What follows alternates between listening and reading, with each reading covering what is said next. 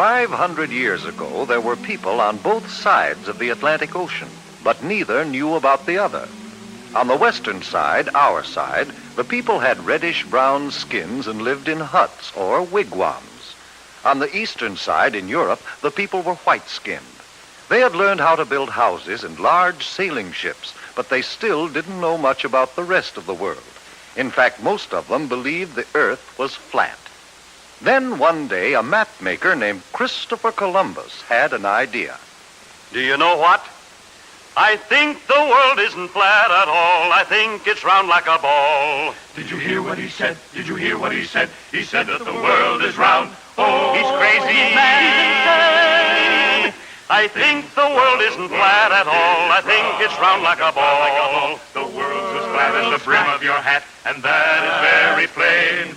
I know that I'm right, oh, I know that I'm right when I say that the world is round. Oh, I'm right, oh, I'm right.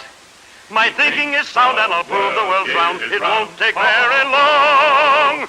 But it did take long, 7 long years, before Columbus could convince a king or a queen to let him try out his idea. Then Queen Isabella of Spain agreed to supply the ships and men for his trip. I will discover a shortcut to India and bring back some of the great wealth I find there. And I can do it, for I know the world is round. And instead of going east to India, I shall sail west and reach India around the other way. It will be a shorter and cheaper way, for I'll do it all by sea. Queen Isabella provided Columbus with 3 ships, the Nina, the Pinta, and the Santa Maria. And on August 3rd, 1492, they set sail across the unknown Atlantic. High on the foaming tide, over the ocean, onward our ships will ride, onward, my sailors.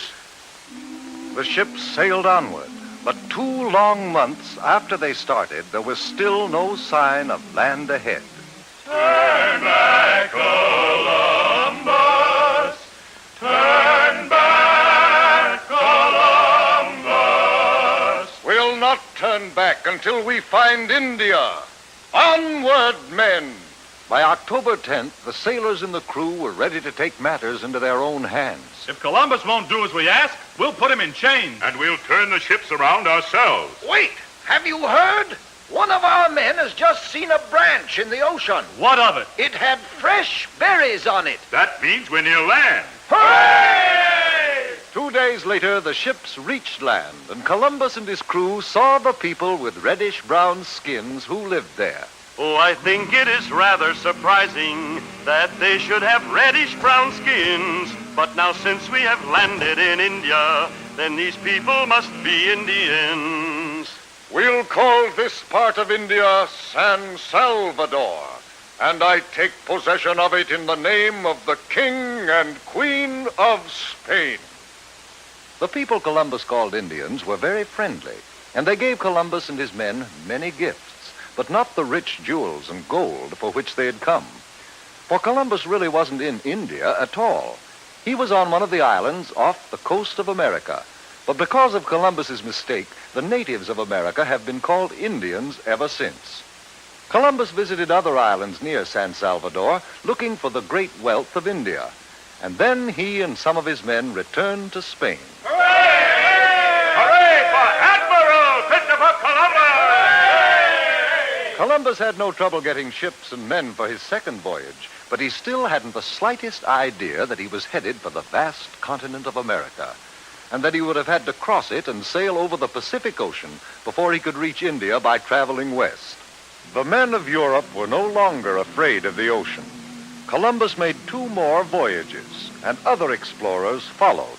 But each year on October 12th, we celebrate Columbus Day, the anniversary of that day in 1492, when Columbus first sighted the land of the New World, America.